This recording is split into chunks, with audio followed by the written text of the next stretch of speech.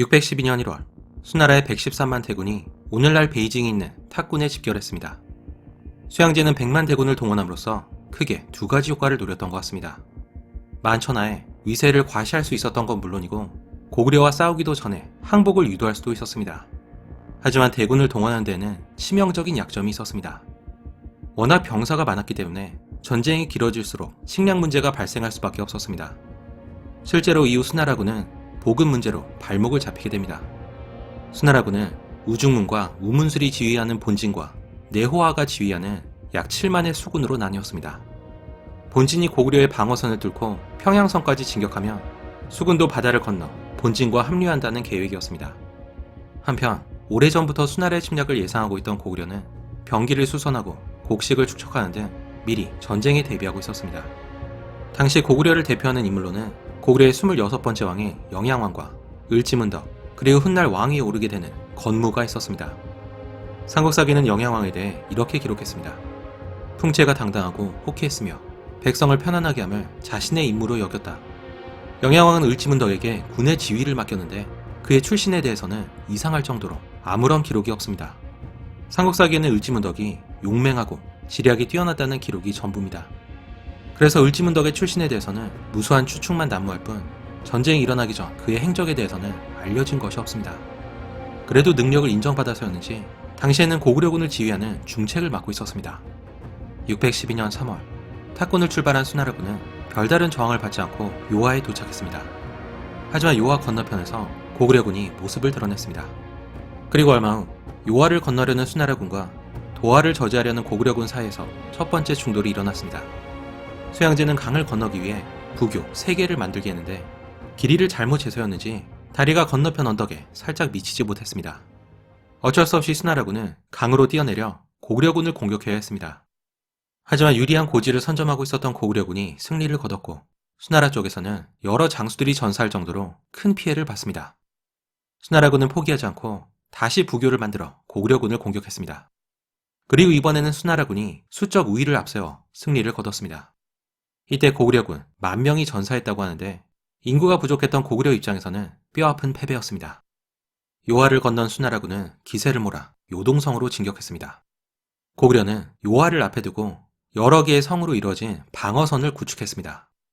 그 중에서 가장 중요한 길목에 있었던 요동성은 고구려 방어선의 중심이었습니다. 만약 요동성이 뚫린다면 수나라는 수월하게 평양까지 진격할 수 있었습니다. 정확한 기록이 남아있지 않지만 요동성에 주둔하고 있던 고구려 병력은 2만이 채 안 됐을 것으로 보고 있습니다.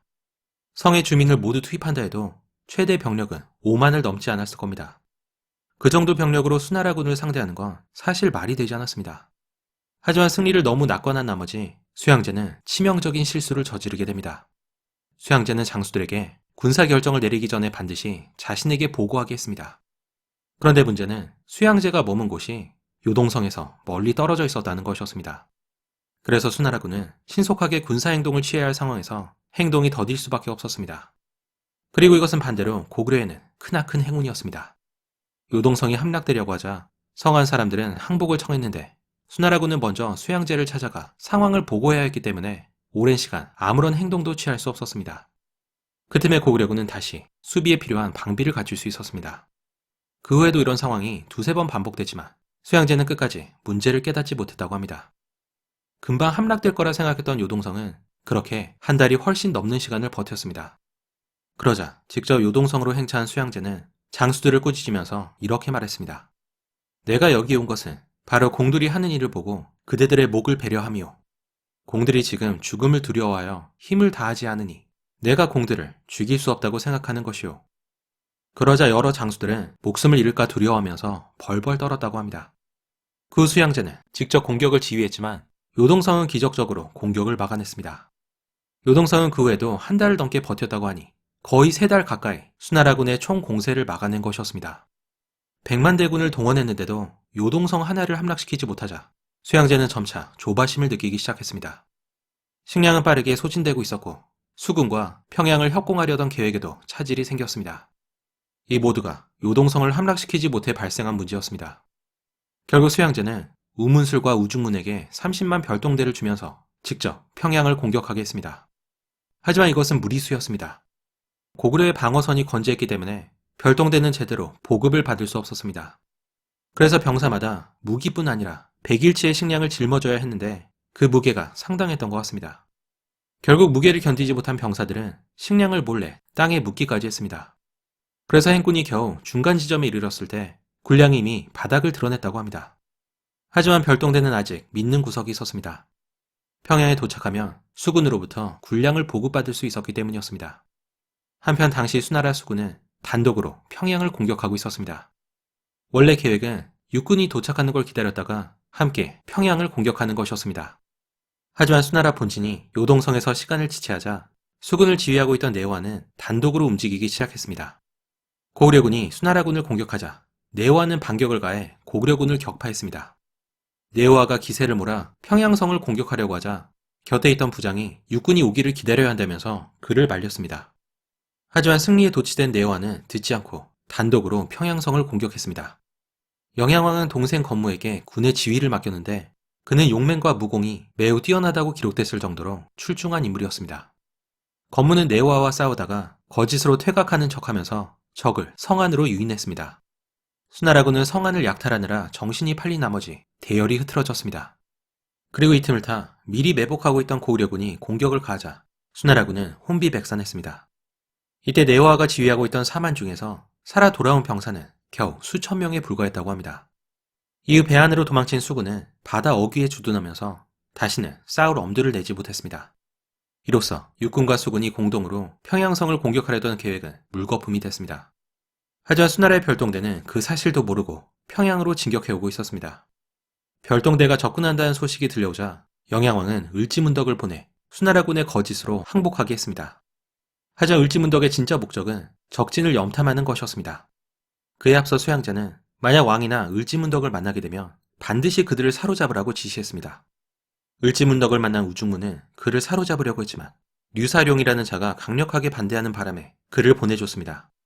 하자 우중문은 곧바로 을지문덕을 놓아준 걸 후회했습니다. 그는 을지문덕에게 사람을 보내 다시 하고 싶은 말이 있으니 되돌아오라고 청했지만 을지문덕은 듣지 않고 돌아가 버렸습니다. 을지문덕을 눈앞에서 놓치자 우중문과 우문술은 불안해졌습니다. 식량이 바닥났고 수군이 패했다는 소식이 전해진 것도 아마 이때쯤이었던 것 같습니다. 하지만 앞으로 어떻게 할지를 놓고 두 장수의 의견이 엇갈렸습니다. 우문술이 식량이 떨어졌다면서 돌아가려고 하자 우중문은 10만 부리를 이끌고도 작은 도적을 격파할 수 없다며 무슨 낯으로 황제를 볼 수 있겠냐면서 화를 냈습니다. 참고로 왜 우중문이 병력을 30만이 아닌 10만이라고 했는지는 분명치 않습니다. 30만 병력 중에서 평양으로 진격한 인원이 10만이었을 수도 있고 아니면 우중문이 직접 지휘한 병력이 10만이었을 수도 있습니다. 수문제는 우중문의 재능을 높이 사서 군의 최종 결정을 그에게 맡겼습니다. 그래서 별동대는 결국 우중문의 주장대로 진격을 계속하게 됩니다. 수나라군이 굶주리고 지쳤다는 걸 확인한 을지문덕은 그들을 피곤하게 하려고 싸울 때마다 번번이 달아났습니다. 그래서 수나라군은 7번 싸워 모두 이겼지만 지치기만 할 뿐 별다른 소득이 없었습니다. 하지만 승기를 잡았다고 생각한 우문술은 살수를 건너 평양성에서 30리 떨어진 곳에 진을 쳤습니다. 이때 을지문덕은 우중문에게 다음과 같은 시 한 수를 보냈습니다. 신통한 계책은 하늘의 이치를 다했고 오묘한 계략은 땅의 이치를 알았도다. 싸움에서 이긴 공이 이미 높았으니 만족함을 알고 그만두기를 이루노라. 언뜻 보면 우중문을 칭찬한 것 같지만 사실은 조롱의 의미가 담겨 있었습니다. 여기까지 온 건 용하지만 이제는 승산이 없으니 그만 돌아가라는 뜻이었습니다. 실제로 수나라군의 상황은 암담했습니다. 식량이 떨어져 장기전을 칠 수 없었고 수군이나 본진으로부터 지원을 기대할 수도 없었습니다. 이제 수나라군의 유일한 희망은 고구려가 항복해오는 것이었습니다. 그런데 얼마 후 을지문덕이 사자를 보내 만약 군대를 철수시킨다며 왕을 모시고 항복하겠다는 뜻을 밝혔습니다. 수나라군이 퇴각할 명분을 준 것이었습니다. 그리고 을지문덕을 믿는 것 말고는 다른 방도가 없었던 수나라군은 철수를 시작했습니다. 그러자 고구려군은 기다렸다는 듯이 수시로 공격을 가하면서 퇴각하는 수나라군을 괴롭혔습니다. 그해 7월 수나라군이 살수에 도착했습니다. 수나라군이 강을 반쯤 건넜을 때 고구려군이 후방에서 총 공격을 가했습니다. 그때까지 가까스로 전열을 유지하고 있었던 수나라군이 완전히 무너졌습니다. 싸우는 걸 포기한 병사들은 달아나기 시작했고 그 과정에서 수많은 병사들이 목숨을 잃었습니다. 겨우 살아남은 장수와 병사들은 하루낮 하루 밤을 도망쳐 압록강에 도착했는데 그 거리가 450리였다고 합니다. 처음 출발했던 30만 명 중에서 살아남아 요동성에 도착한 사람은 단지 2,700명에 불과했습니다. 그리고 이 전투가 한국사 3대 대첩 중 하나로 알려진 살수 대첩이었습니다. 김부식은 가장 큰 공을 세운 을지문덕에 대해 이런 말을 남겼습니다.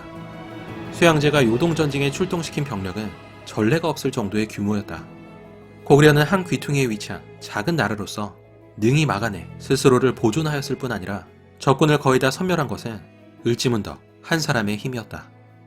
이처럼 엄청난 공을 세운 을지문덕이었지만 그의 이후 행적에 대해서는 아무런 기록도 남아있지 않습니다.